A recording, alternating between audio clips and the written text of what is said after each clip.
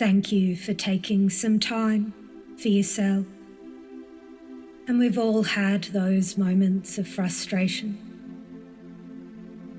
When you just miss the bus or train, you pause. Another 5 minutes wasted.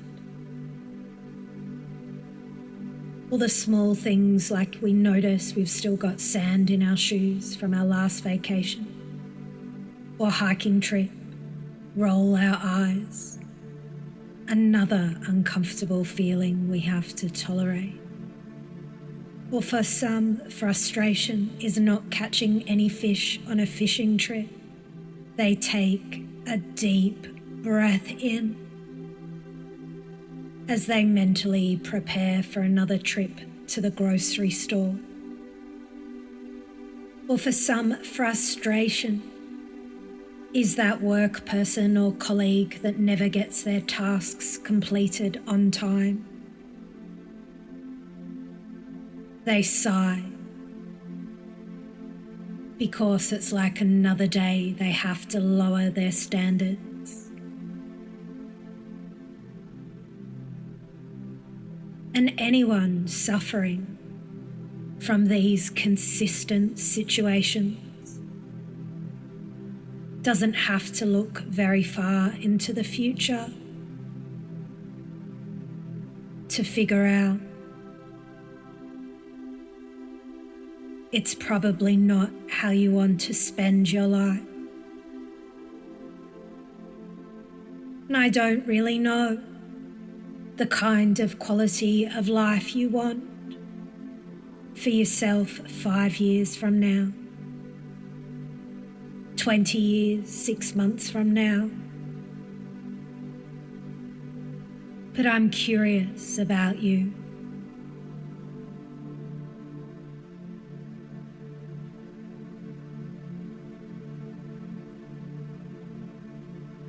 And as you know, that person that missed the bus, if they decided to raise their voice the next time they saw the bus driver, it could lead to confrontation. Or if you get all angry on your next fishing trip, you might just raise your blood pressure. And if you told your co-workers how you really feel about them, it could lead to another altercation. And you can only imagine people's reactions if you acted that way. I don't know if you would remind people of Angelica from Rugrats, or maybe Mr. Burns from The Simpsons.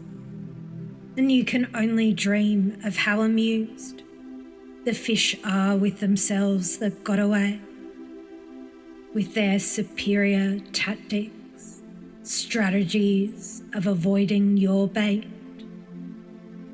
But from anyone's perspective, how do you really know when to proceed or pause? And for some, that fishing trip was just compliance. They promised they would show up. For others, it was a sense of personal satisfaction to have all the gear, smell the fresh air, and catch more fish than everyone else. For others, it was just compromise. They had frozen fish fingers in the freezer on standby just in case.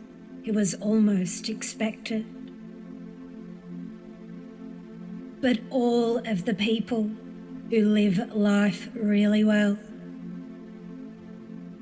with finesse, elegance, and style,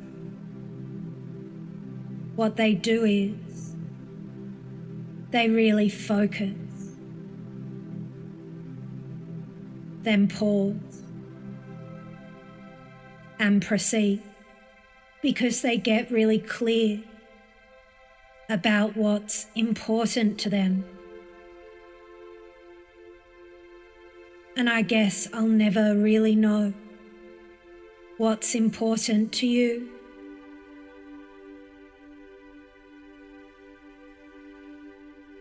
It's like those hot air balloons when they're stationed on the ground with all those sandbags weighing them down. And the hot air balloons know they don't need all that baggage for liftoff.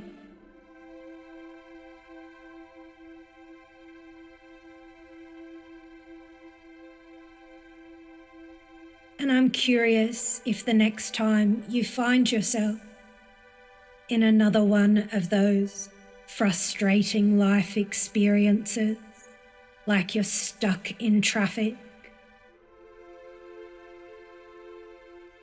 and you take the time to pause and deliberately choose to listen to a great song, you can say to yourself, I did that well. Or the next time your local takeaway joint takes forever to cook your meal,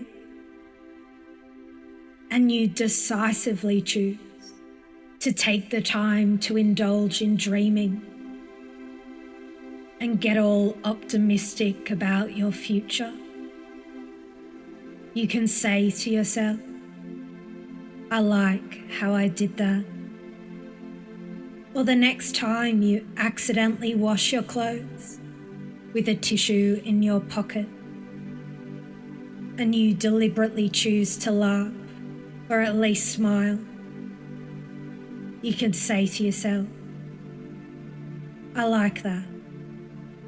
I really like how I did that. Because when you skillfully choose what baggage to leave behind, you begin to work out how to get liftoff, take off,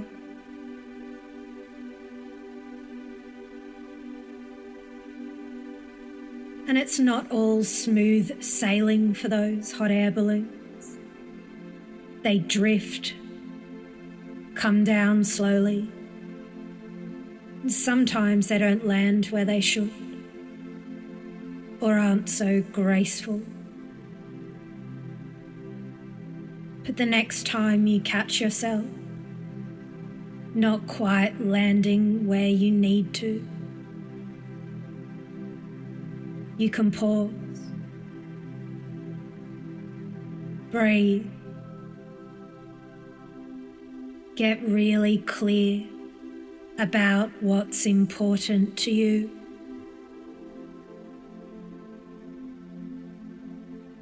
And you can say to yourself, I like how I did that.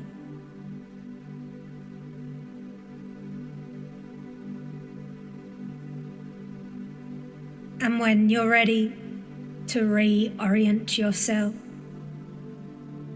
back to your external world, you can stretch out, wriggle your fingers and toes, and open your eyes. Welcome back. You're perfect, just as you are.